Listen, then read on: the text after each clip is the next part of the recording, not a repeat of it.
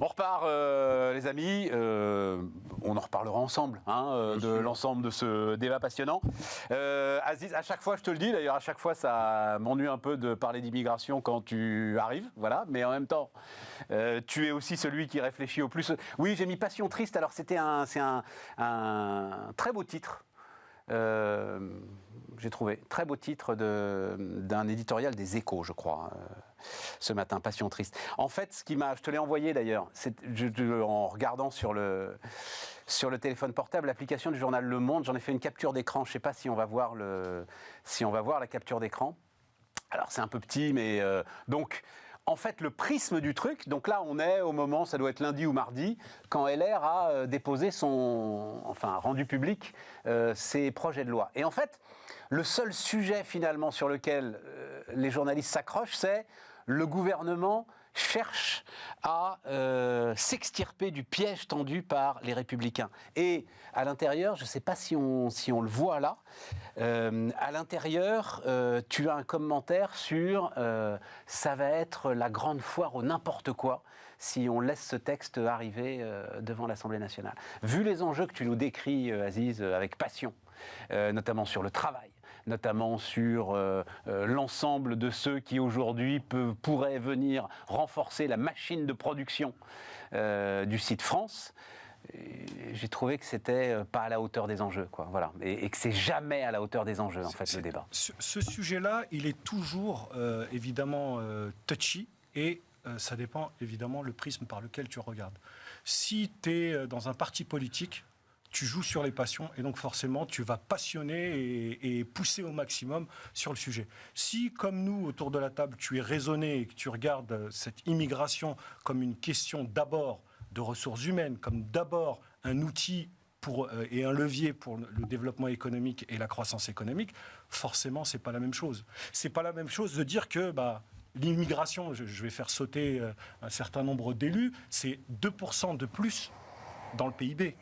Les immigrés aujourd'hui, c'est plus 2% dans le PIB. C'est pas moi qui le dis, c'est le FMI.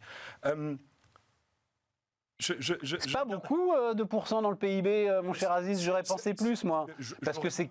J'aurais pensé plus ou moins, mais 2%... Attends, quand tu dis ça, c'est immigré, et puis surtout, immigré, c'est quoi dans ces cas-là ? On y arrive ce matin. C'est pas toi, Aziz, c'est pas les gars qui sont nés ailleurs, qui sont venus et qui sont là depuis 20 ans. C'est 30, très 40. intéressant ce matin, il y avait sur 50. BFM le rendu d'un sondage où on interrogeait les gens de savoir combien il y avait d'immigrés en France. Certains Français répondent qu'il y a jusqu'à 50% d'immigrés. Parce que je te la fais courte, excuse-moi, je vais être un peu cash. Un noir, un arabe, un immigré, un musulman, ou que sais-je, tout ça c'est pareil. Il faut déjà expliquer ce que c'est qu'un immigré. Non, mais si tu remontes sur 10 siècles, il doit avoir raison. Mais c'est extraordinaire, il y a une pédagogie. Il y a 10%. Bon, mais attends, restons... 10%. 10%. Et ils sont plutôt jeunes par rapport à la moyenne nationale. Mais tu parles de quoi ? Tu parles d'immigrés, des gens qui sont étrangers, établis en France avec une carte de séjour. Voilà. Légaux, donc. Voilà. Oui, légaux. Étrangers, établis en France avec une carte de séjour. C'est la définition d'immigré. D'accord. Moi, je m'interroge toujours aussi sur ce sondage-là qui est sorti. Un Français sur deux qui dit qu'il y a trop d'immigrés. C'est 56% exactement. Trop d'immigrés, alors qu'on leur explique qu'on est en plein débat sur les retraites, qu'on a des problématiques dans les restaurants, sur les chantiers, etc., où on ne trouve pas de manœuvre. Et quand je regarde les chiffres de la démographie, je m'aperçois que pour 2023, par exemple, l'INSEE nous dit que c'est 1,8 enfants par femme. Donc, on est en fait, cette histoire d'immigration, elle n'est vue qu'à l'aune, encore une fois, un peu comme le sujet précédent, qu'à l'aune de la peur. Des passions, de la des trouille, peurs. Je suis de la trouille. On devrait plutôt regarder ça de manière dépassionnée, en mode RH. Ouais. L'immigration, c'est une réponse à notre machine économique. Ouais. On a besoin dans tel secteur. Ça marche bien chez les maraîchers, ça marche bien dans l'agriculture, ça marche bien dans les vignobles. On a des contrats saisonniers, les gens viennent, et ça se passe bien. Pourquoi c'est rhétorique. Hein. On voit bien qui a intérêt à ce que ça prenne feu. La petite flamme, c'était aussi le logo d'un parti. Voilà, c'est tu as mis le doigt sur quelque chose aussi, c'est que l'immigration, c'est un sujet.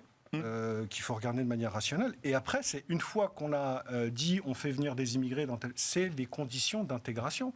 Intégration économique, évidemment, intégration sociale, le logement. L'identité. Je peux t'en parler pendant 4 heures. L'identité. La langue, la culture, C'est l'identité. toute cette transmission pour qu'il y ait la greffe, parce que c'est une Le greffe. creuset. Ouais, le creuset. Le creuset. Et puis se faire au mieux.